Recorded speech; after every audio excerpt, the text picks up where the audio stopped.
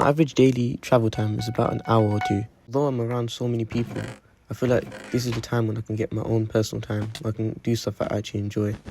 And getting alone time is so difficult. So these are just some things that I do when I'm commuting from place to place, and I hope this benefits you guys. I normally try to finish books when I'm on the train or I'm on public transport, whether it be ebooks or just books in general. I'm sure many of you aren't interested in books, but trust me, find a book that you enjoy and you'll be hooked onto it. That delayed gratification is just so much more rewarding than instant gratification we get from short form content, and you'll always benefit from anything that you read. The books I prefer are usually on history and just novels in general. I'd also advise, if I had to choose, probably hard copies, but if you read ebooks or use a Kindle, that's fine too. It's just so you don't get distracted in other things. Another thing I've started to do recently in the last year is listen to podcasts. I honestly really welcome this trend of podcasts and long form content where you just listen. Favourite podcasts are usually even politics or religion and many other topics I'm trying to explore. I feel like as we leave college and we leave formal education, it's very hard to dedicate time to learn. And when you listen to podcasts, you get the opportunity to learn something new, and you always benefit, similar to books. I think another thing that I feel is quite important is to call family or friends, especially when you're alone, for example, driving the car from point A to B. It's enough time to call a friend and have a meaningful conversation, or family member just to catch up.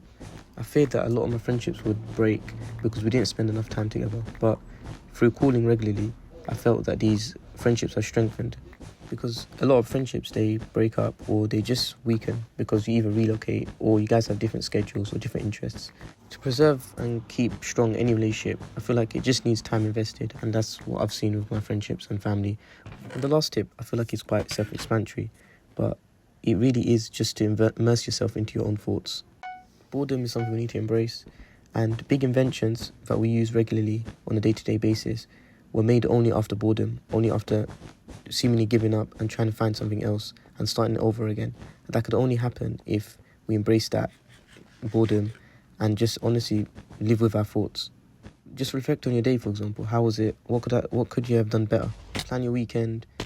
Maybe think about how to expand a hobby that you've really wanted to do for a while. And you'll start thinking more and draw away from your phone.